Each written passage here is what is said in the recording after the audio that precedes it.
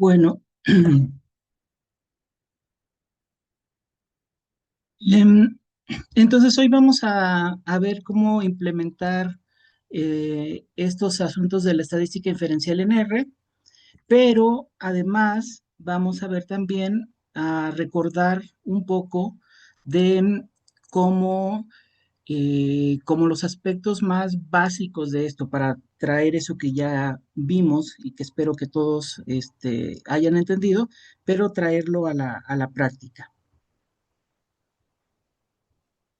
Entonces recordemos que la estadística inferencial se trata básicamente de usar la teoría de la probabilidad para estudiar una muestra de nuestra población. Idealmente va a ser una muestra representativa y además también idealmente va a ser una muestra aleatoria. Y con esto pues podemos realizar inferencias sobre nuestra población de interés. Entonces a esta muestra le vamos a aplicar los métodos probabilísticos, estadísticos para hacer inferencias sobre la población de interés. Y esa va a ser nuestra estadística inferencial. Entonces, hay algunos aspectos importantes de la estadística inferencial que hay que tener muy bien presentes. Primero que vamos a tener dos formas de hacer inferencia estadística y que vamos a elegir cuál usar. Vamos a tener los intervalos de confianza por un lado, pero también vamos a tener las pruebas de hipótesis. Que los intervalos de confianza, si recuerdan, nos dan un rango de valores donde podría caer nuestro valor de interés. Mientras que la prueba de hipótesis nos permite rechazar una hipótesis nula, una hipótesis de no cambio, para poder aceptar una hipótesis alternativa y tomar decisiones con base en eso. Y además nos permite calcular un valor P de la probabilidad. Entonces, en ese sentido, a mí me gustan mucho más las pruebas de hipótesis y los programas estadísticos usualmente hacen prueba de hipótesis y además algunos complementan con los intervalos de confianza también. Entonces, en los intervalos de confianza vamos a elegir un nivel de confiabilidad como el 99%, el 95%, el 90%, etcétera, y vamos a calcular este intervalo donde va a caer la predicción de nuestra variable. Si eligiéramos el 90% de confianza, realmente ya no es una confianza muy alta, pero pues a veces se hace. Normalmente es del 95 para arriba. Por otro lado, para hacer la prueba de hipótesis, ya sabemos que hay todo un procedimiento que consiste en varios pasos donde nosotros vamos a poner a prueba nuestra hipótesis nula, hipótesis de no cambio, con la finalidad de rechazarla si es que los datos que tenemos respaldan este hecho, respaldan el poder rechazarla. Y con ese paso del rechazo de la hipótesis nula, podemos aceptar la hipótesis alternativa con cierto nivel de confianza. Y procedemos a calcular un valor P o un p-value que nos habla también de qué tan probable es que la hipótesis nula fuera verdadera y suele ser muy pequeño, más pequeño que nuestro valor alfa. Entonces, nosotros vimos el proceso de prueba de hipótesis con muchos pasos, lo vimos con 10 pasos, pero lo podemos resumir en 4 pasos principales. En el paso de formular las hipótesis nula y alternativa, H0 y HA, ese sería el primer paso. El segundo paso es planificar los análisis y los criterios de decisión que van a determinar qué pruebas vamos a usar. El tercer paso es ya realmente hacer los cálculos y analizar los datos de la muestra. Y el cuarto paso es interpretar y tomar la decisión con base en los resultados que se obtuvieron. Y esa decisión pues va a ser o rechazar o no rechazar la hipótesis nula. Además, al final también se calcula el p-value o valor P, que es la probabilidad de encontrar un valor tan extremo como el encontrado si la hipótesis nula fuera verdadera. Por ello, este valor pues va a ser muy pequeño, como les comento, y tiene que ser menor que el alfa, que es nuestro grado de error tipo 1, eh, nuestro factor de error que estamos dispuestos a tolerar. Por ejemplo, si escogemos el 95% de confianza, nuestro alfa es 0.5, 0.05. Entonces, nuestro p-value va a ser menor a 0.05. Si escogemos el 99% de confianza, entonces nuestro alfa va a ser 0.01 y nuestro p-value tiene que ser menor a 0.01. Entonces, por eso, a veces se espera uno hasta conocer el p-value. Y es eso, la comparación del p-value con el alfa, lo que determina si una prueba es significativa o no, y por lo tanto si rechazamos o no la hipótesis nula. Pues van a existir muchas pruebas, tanto paramétricas como no paramétricas. Este nombre lo van a escuchar mucho cuando ustedes lean acerca de estadística, porque estas pruebas nos permiten estudiar poblaciones que van a seguir una distribución normal de sus datos o que no la siguen de manera respectiva. Es decir, las pruebas paramétricas permiten estudiar a aquellas que siguen una distribución normal y las no paramétricas aquellas que no siguen una distribución normal.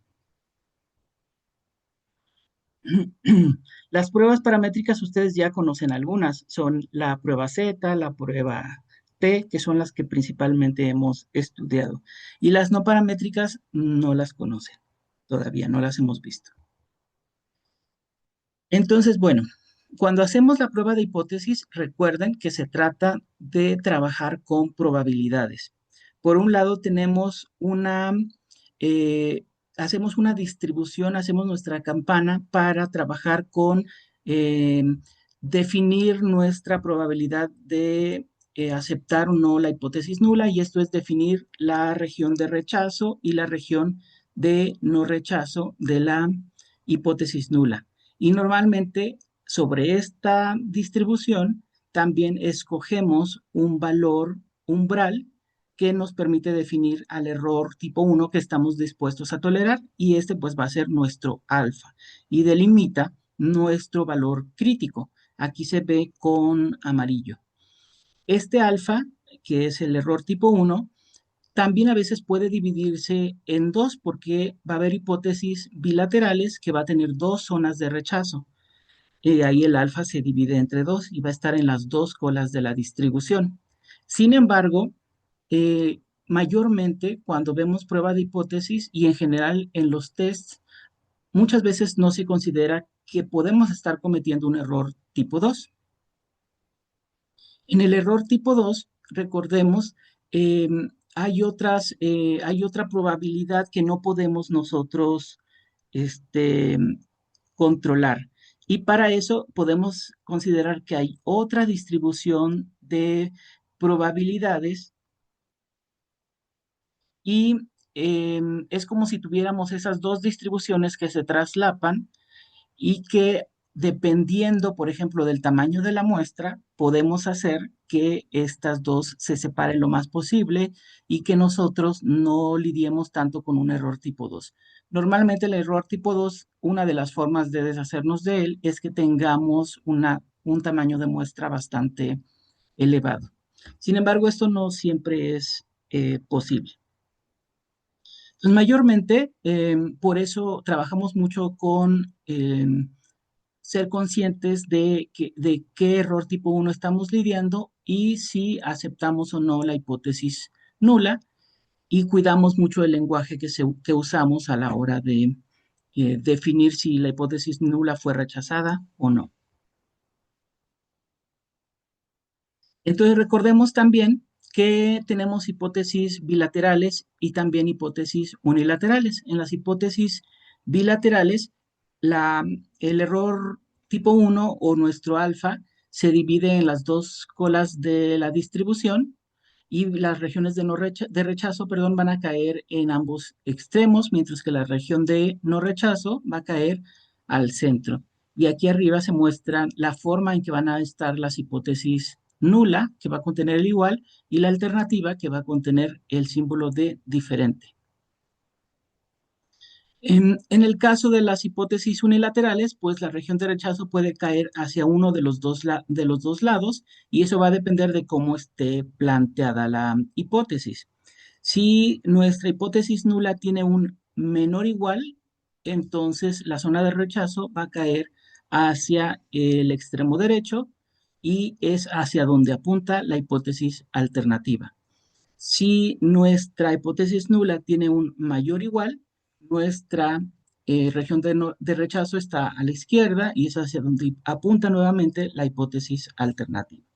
Entonces es una buena forma de acordarnos hacia dónde está la región de rechazo, como hacia dónde apunta la hipótesis alternativa. Y así saber si vamos a buscar en la tabla el valor que corresponde a alfa o a uno menos alfa.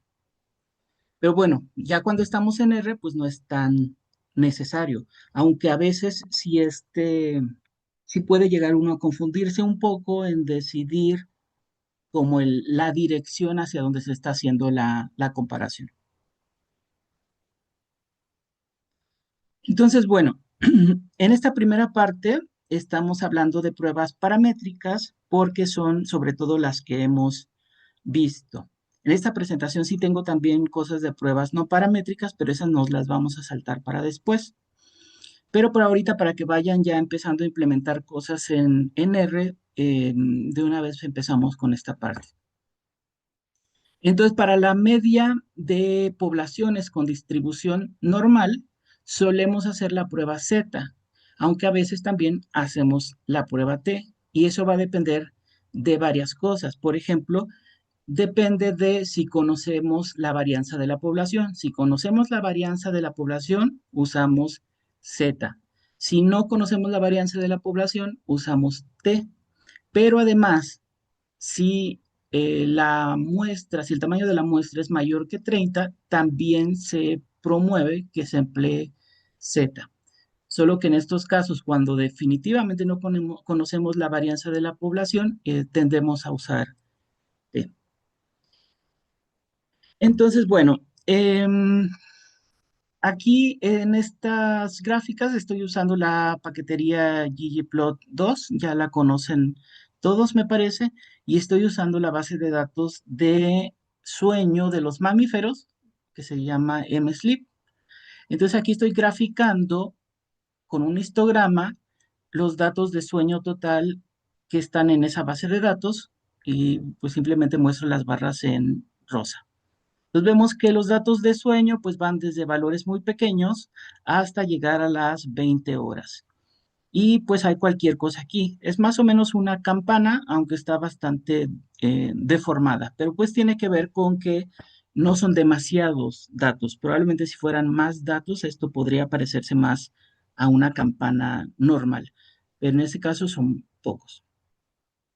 Entonces, a mí me podría parecer interesante hacer una prueba Z con estos datos y para eso R no tiene como tal una función para hacer el test Z, curiosamente, pero sí hay una librería que se llama BSDA que les permite hacer la prueba Z.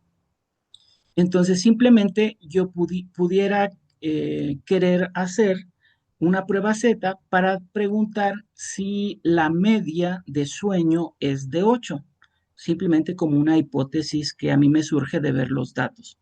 Que yo veo que aquí hay una barra grande que está cerca del 10, pero está más abajo.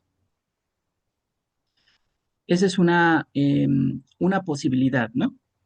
Entonces, yo para eso pongo la función z.test con msleep de sleep total, digo cuál es mu igual a 8, esta sería mi media bajo la hipótesis nula, y pongo la desviación estándar. En este caso estoy suponiendo que sigma, que es la desviación estándar de la población, es igual a 8. Tengo que suponerlo porque realmente no sabemos cuál es la desviación estándar de la población de mamíferos en sus horas de sueño.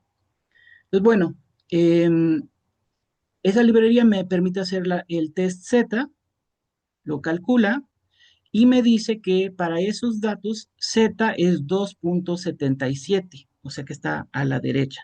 Y me da un p-value de 0.005579.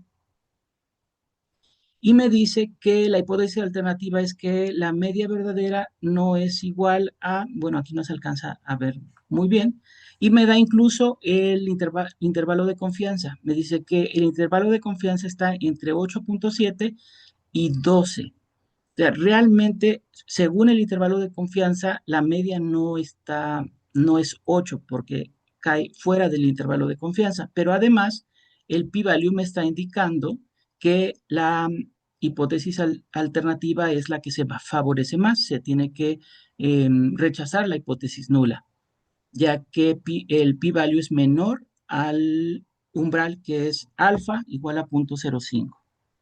Entonces, de alguna forma, puedo con esto rechazar la hipótesis nula de que la media es 8 con estos datos. Y me da la media de la muestra. Me dice que la media es 10.43, no 8.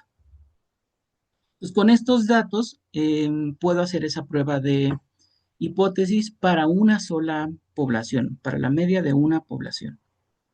Sin embargo, pues tenemos que recordar que aquí solamente estoy haciendo la suposición de la varianza o de la desviación estándar de la población, porque realmente no la conozco.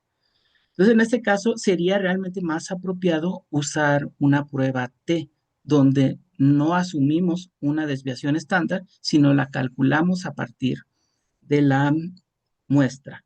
Y de hecho, en la práctica, realmente es muy raro usar una prueba Z. En la práctica es más común usar una prueba T porque mayormente nosotros trabajamos con muestras y no tenemos el conocimiento de cuál es la desviación estándar o la varianza de la población de estudio, pero sí tenemos datos para calcularlos a partir de la muestra. Bueno, sin embargo, vamos a continuar con el Z ahorita. Se puede hacer un contraste unilateral, es decir, puedo decirle que eh, la comparación, en esa comparación, una de las puede ser, la hipótesis alternativa es que sea menor que 8 y en el otro caso que la hipótesis alternativa es que la media sea mayor que 8. Entonces, cuando la media es menor que 8 en la hipótesis alternativa, se repite el test y me dice que no es significativo. Me da un p-value muy alto, que es mayor que alfa. Si se fijan, me dio el mismo z, lo cual debe ser, y me da un intervalo que va desde NA hasta 11.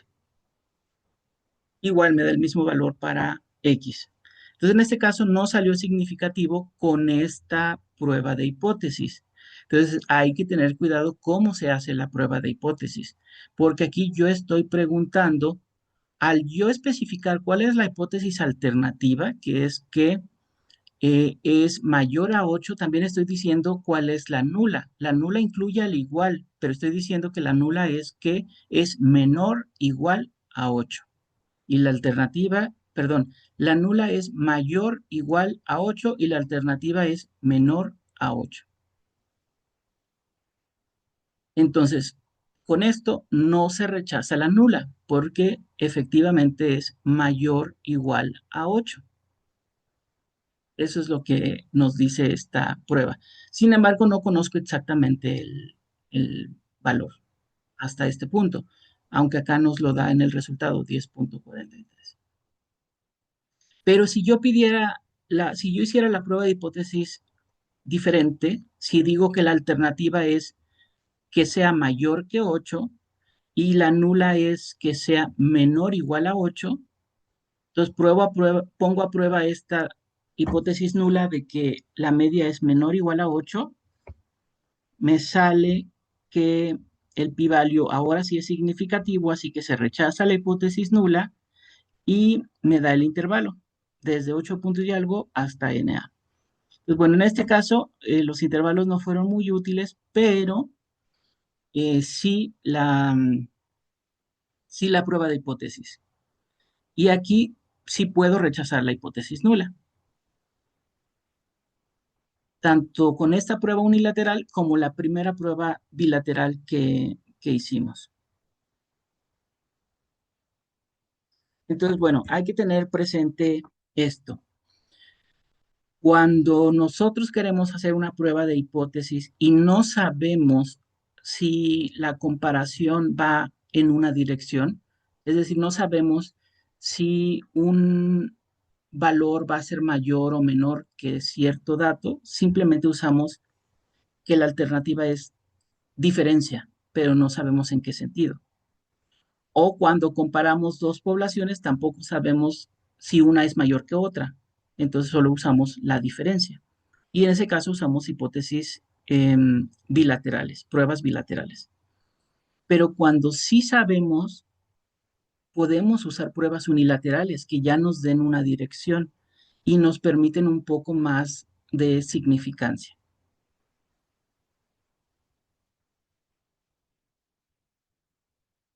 Bueno, esto es con la prueba Z. Mm, Ahora, también puede ser que yo quiera usar la prueba T, que como les decía, parece ser más interesante. Entonces, nuevamente, grafico los datos de sueño, aquí están en azul, y ahora en vez de usar la prueba Z, uso la prueba T con la función t-test. Esta sí viene en R por default. Le digo que quiero la prueba T de M-Sleep, Sleep Total, con un mu igual a 8. Aquí no estoy diciendo la dirección, así que va a serme una prueba bilateral. Por lo tanto, me encuentra el p-value de 3.437 por 10 a la menos 6. Es bastante pequeño y sin duda es menor que el valor alfa, por lo tanto es significativo y se rechaza la hipótesis nula. Y nuevamente me da el intervalo y me da el valor real, que es 10.43. Entonces, realmente aquí me dio el mismo resultado con la prueba Z que con la prueba T. Sin embargo, esto no siempre pasa, así que hay que tenerlo presente.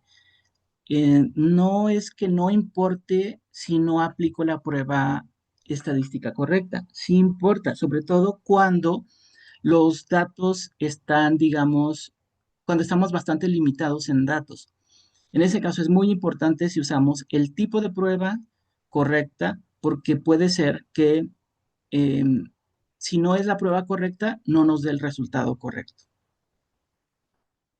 Entonces, bueno, con la prueba T, para este caso sería más correcto.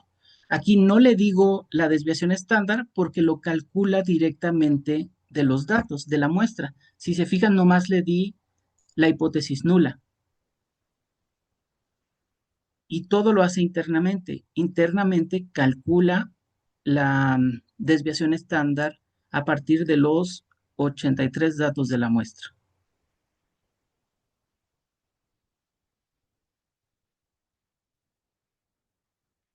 Entonces, nuevamente se puede hacer el contraste unilateral y en los dos sentidos. Y los resultados son similares que en el caso anterior. Cuando le digo que la alternativa es greater y la nula es muy igual a 8, da un valor significativo, muy significativo, y se rechaza la hipótesis nula.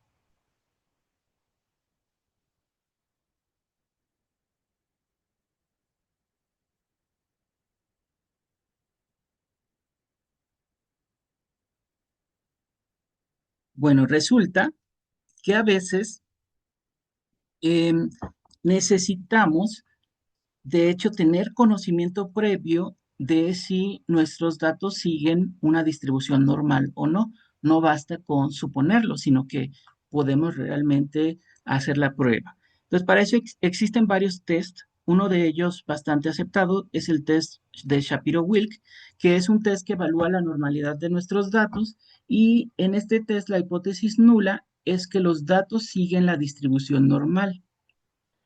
Esa es su hipótesis nula y un p-value pequeño nos va a servir para rechazar esa hipótesis nula. y entonces diríamos que no siguen distribución normal.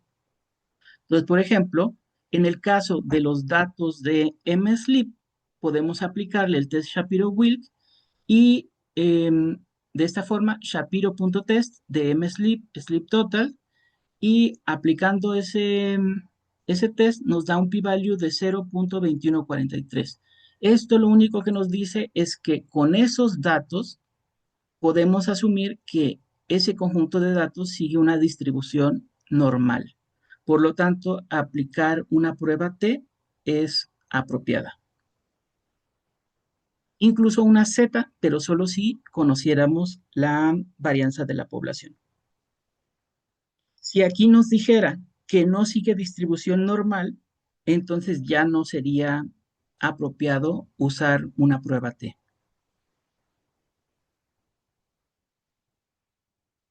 Ahora recordemos que también tenemos otros tipos de pruebas como para comparar dos poblaciones. En este caso nos interesaría comparar la media de dos poblaciones. Por ejemplo, aquí estoy usando la paquetería de PLIR para seleccionar dos grupos de esta misma paquetería de MSLIP. Los separo por el tipo de alimentación, BOR, y genero esta otra tabla. De ahí le pido que me grafique estos datos y me muestra sus horas de sueño según su tipo de alimentación. Ahí en general pues no se ve tanta diferencia, están muy dispersos los datos, pero tal vez puedo encontrar diferencias entre estas del centro. Entonces, podría interesarme hacer una prueba T entre los datos de animales insectívoros y omnívoros. Entonces, para eso, lo que hice aquí es filtrar los datos por su alimentación, omnívoros e insectívoros, arreglarlos para generar esta tabla y hacer una prueba T que me compare estos dos conjuntos. Entonces, en esta prueba le estoy dando esta base nueva que generé con solamente esos dos conjuntos de datos y le estoy diciendo que mi hipótesis alternativa es que una es mayor que otra. Aquí tenemos que tener cuidado porque R asume muchas cosas. Las funciones en R están muy bien hechas para que uno ya no tenga que hacer demasiado trabajo. Entonces, aquí no nos dice cuál es mayor que cuál, pero para eso uno se va a buscar en los datos de ayuda en R y podemos ver que siempre compara la primera contra la segunda. Entonces nos está diciendo que el primer conjunto de datos tiene una media mayor que el segundo. Eso es lo que está comparando. Esa es la alternativa. Entonces la nula es que el primer conjunto de datos es menor igual que el segundo.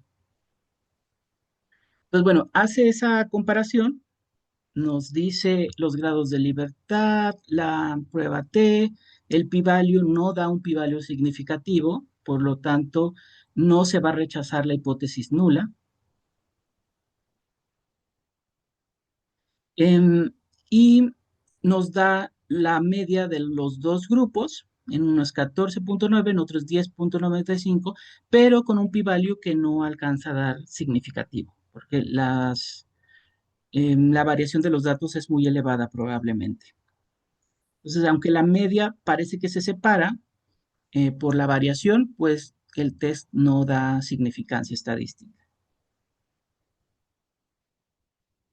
Entonces, si los graficamos, podemos ver que se ven de esta forma, que los insectívoros van desde valores probablemente por ahí de 8 hasta casi los 20 o más, sí 20, mientras que los omnívoros están también desde 8 y la mayoría en 10, pero sí hay algunos que llegan como hasta los 18. Entonces, por estos valores extremos de los omnívoros no alcanzan a salir diferencias significativas. Entonces, bueno, es comprensible.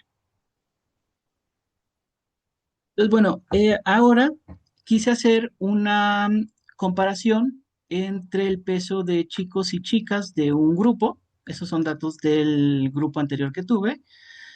Y comparé entonces sus pesos, nada más por comparar datos, ¿eh? No por nada interesante, sino por tener datos que comparar. Entonces, en rojo, el de chicos, pues el peso estaba por ahí de los 54 y el de chicas por ahí en el de 44. Parecían diferentes, pero pues para realmente saber si son diferentes hay que hacer una prueba T.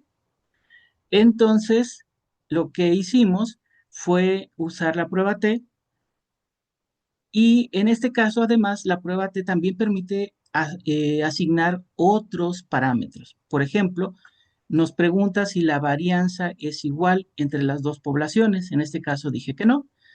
Nos pregunta si los datos están pareados o no. Así que dije que no en este caso. Y, no, y asigné la hipótesis alternativa como greater, o sea, más grande. Recuerden, aquí la comparación es el primero contra el segundo. Entonces, la nula es que el primero es menor o igual que el segundo y la alternativa es que el primero es mayor que el segundo. Con esta prueba T pudimos encontrar que el p-value es de 9.83 por 10 a la menos 11, o sea, muy, muy pequeño. Por lo tanto, se rechaza la hipótesis nula de no diferencia y se acepta la hipótesis alternativa de diferencia. O sea, realmente el peso es diferente entre chicos y chicas. Puede haber muchas explicaciones para ello y una de ellas tiene que ver pues con la altura. Muchos de los chicos eran mucho más altos que las chicas. Pero bueno, nos sirvió para tener datos para hacer una prueba estadística que diera significativa. Entonces, ahora quiero hacer un ejemplo con uno de los problemas que venían en el libro, que es el problema donde se mide la función de la vesícula biliar antes y después de una operación que pretendía eliminar el reflujo gastroesofágico, midiendo la fracción de eyección previo a la operación y después de la operación. Y nos preguntaba este problema si es posible concluir que la operación mejora la función vesicular. Entonces ellos nos daban las fracciones de eyección antes de la operación, a lo que le llamo pre, y también nos daban las fracciones de eyección posterior a la operación, que le llamo post. Entonces grafico los datos preoperatorios y postoperatorios y pues están en rojo y en azul. Entonces, se traslapan muchos los datos, como pueden ver, pero en promedio sí hay un poquito de diferencia, lo podemos ver. La media de los valores previos es más baja que la media de los valores posteriores, pero están muy traslapados los datos. Entonces, a simple vista es muy difícil saber si va a haber diferencias o no. Entonces, lo que se hace es una prueba T, X es pre, Y es post. Las varianzas aquí asumí que no son iguales. En este caso sí hago una prueba pareada, por eso tengo que decir que paired es igual a true. Y esto tiene que ser así porque tengo el valor previo y posterior a la operación. Si recuerdan, esa es la condición para hacer una prueba pareada. Y la alternativa es less, para que la nula sea em, para que la nula sea que el previo es mayor o igual que el post y la alternativa entonces sea que el previo es menor que el post, tiene que ser de esta forma. Y así yo pueda rechazar la hipótesis nula. Esa sería mi intención, ya que yo estoy esperando que después de la operación haya mejorado la función de la vesícula biliar. Eso es lo que yo estoy esperando. Y por la gráfica hay una tendencia a que sí mejoró. Entonces, es suficiente información para que yo haga estas hipótesis y haga esta prueba de hipótesis. Entonces, ya con estos datos, haciendo la prueba T, encuentro un p-value de 0.04. De hecho, no es demasiado pequeño, pero alcanza a estar menor que 0.05, que suele ser mi alfa, por lo tanto, rechazo la hipótesis nula. Esta información me alcanza para decir que sí hay una mejoría en la función vesicular después de la operación. Y eso que realmente no sabemos exactamente cuánto tiempo después de la operación fue. Por lo tanto, no sabemos si a lo mejor un tiempo después todavía mejoró más. O sea, hay muchas cosas que se pueden considerar. Pero al menos para esa intervención que hicieron, con los datos que tenemos, se puede suponer que la estadística respalda que la operación mejora la, este, la función vesicular. Y bueno, eso debió salirles en los resultados que hicieron a mano, solamente que esta forma de hacerlo aquí con R pues fue mucho más rápido.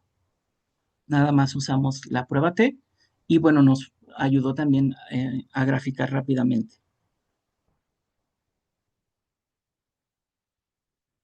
Ahora, aquí no me voy a detener mucho porque todavía no pasamos a esta parte, pero tenemos funciones también que nos permiten hacer pruebas no paramétricas. En este caso es la Wilcoxon-Mann-Whitney, que sería como la alternativa a la prueba T, pero para pruebas no paramétricas.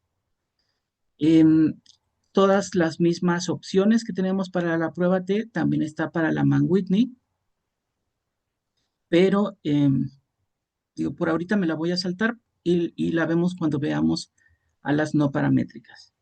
Y eventualmente también vamos a ver las comparaciones múltiples.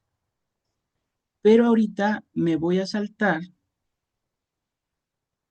a esta paquetería, que es una librería que se puede usar en R y que tiene funciones para generar y adaptar gráficas basadas en ggplot2 y que queden muy bonitas, que incluso se puedan publicar. Entonces, esta paquetería o esta librería nos permite agregar la estadística en las gráficas y va a tener dos funciones principales. Una que se llama compare means, donde nosotros podemos hacer la estadística directamente sin hacer la gráfica y de manera que nosotros podamos conocer los resultados sin necesariamente graficar. Pero aquí el único problema sería que si no entendemos bien, como no lo podemos visualizar, lo podemos malinterpretar. Entonces vamos a usar compare means cuando estemos seguros que que lo entendemos bien.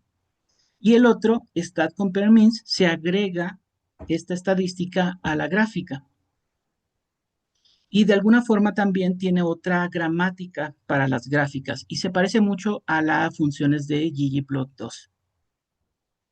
Entonces, con la librería ggpubr se pueden usar los datos de crecimiento de dientes y puedo comparar cómo crecen los dientes en las diferentes condiciones con suplementación de vitamina C, ya sea directamente por jugo de naranja o por suplementación con la vitamina.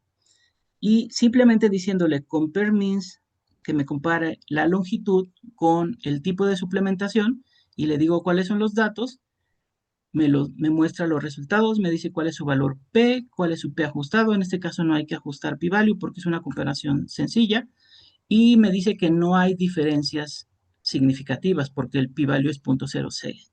No es menor que un alfa de 0.05. En automático usa una prueba no paramétrica que es Wilcoxon, pero ustedes pueden especificar dentro del paréntesis si quieren que use mejor una prueba T. Entonces, compare means en automático asume muchas cosas. Por lo tanto, cuando ustedes la usen, también tienen que tener mucho cuidado porque por default está haciendo varias consideraciones. Y si no quieren esas consideraciones, ustedes tienen que especificar los cambios. Ahora, en este caso, se hace dos box plots de esos mismos datos. En este caso, además, hace la estadística porque se le agrega a la gráfica el stat compare means. No se le especifica ningún otro valor. O sea que todo en automático asume cuál es la comparación. El primero contra el segundo usando la prueba de Wilcoxon y asumiendo que no son datos pareados. Y da que no hay una diferencia significativa. Y pues podemos ver aquí por los grupos que cada punto es un valor. Podemos asumir que efectivamente no parece haber diferencias, aunque las medias son diferentes. Ahora, si nosotros queremos especificar que no quiero ese valor por default, pero quiero mi prueba T, nosotros tenemos que decirle cuál es el método que tiene que usar para que en vez de usar Wilcoxon o Mann-Whitney, use la prueba T. Entonces, a la gráfica, que en este caso se llama P, se le agrega el stat_compare_means method t-test. Y ya aquí aparece que hizo el t-test. En este caso, la significancia no dio diferente, dio bastante similar. Em, Ahora, también se le puede decir tanto a stat_compare_means como a compare_means que los datos son pareados. Y en este caso, si los datos fueran pareados, es solo un ejemplo, aquí no se metan mucho en los detalles, solo es un ejemplo. Si fueran pareados, sí daría significativo. Entonces, por eso les digo que siempre hay que cuidar que el análisis que se esté haciendo sea correcto para el tipo de datos que se están analizando. Y como vemos, si estos datos fueran pareados, realmente pareciera que hay una disminución al comparar par con par.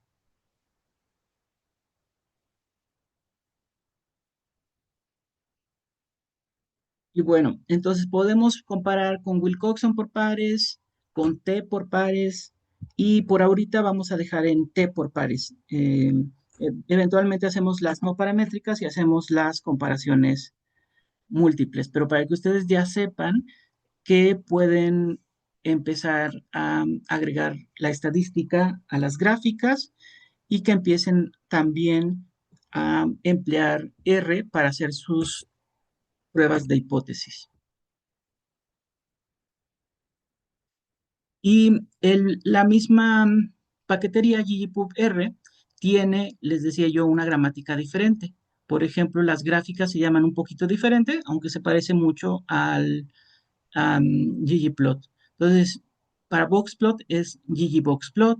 Hay que leer la documentación para ver cuáles son las funciones exactas y pues se le agrega el stat_compare_means para agregar la estadística y se le pueden agregar algunos parámetros para que vaya cambiando tanto qué análisis hace, pero también qué características se van a agregar, como por ejemplo a qué altura van a aparecer los p-values, qué comparaciones hacer, etcétera. En este caso es solo una comparación porque estamos comparando pares, pero cuando hagamos comparaciones múltiples van a ser útiles todos estos valores de parámetros que podemos usar. Bueno, de momento creo que este es lo que tenía para ustedes. No sé si tengan alguna duda.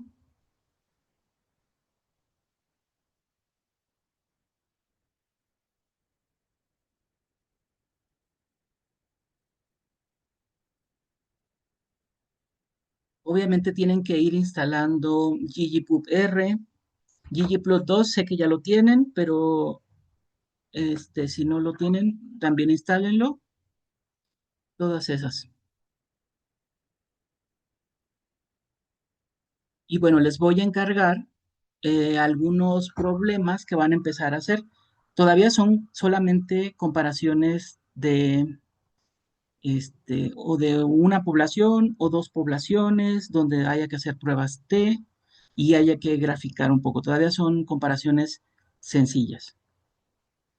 Pero como pronto vamos a pasar a comparaciones más complejas, pues quiero que empecemos ya a hacerlo en R y no tengamos que hacer todo eso a mano. Ya vimos que a mano se vuelve muy complicado.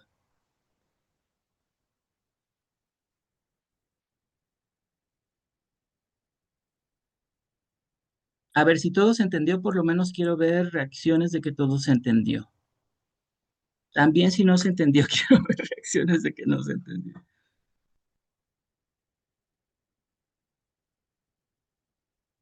Muy bien.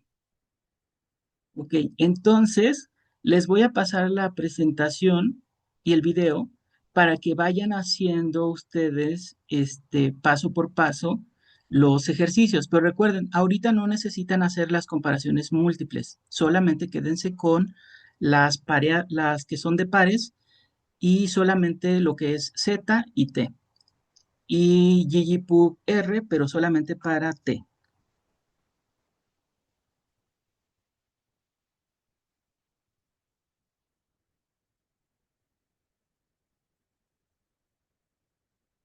Muy bien. Entonces, por ahora creo que si no hay dudas, podemos dar por terminada la clase y les voy subiendo la presentación, el video y los ejercicios que quiero que hagan.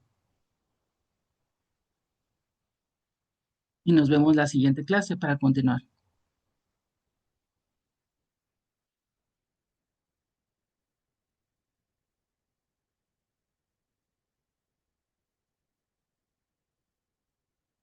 Cuídense, nos vemos.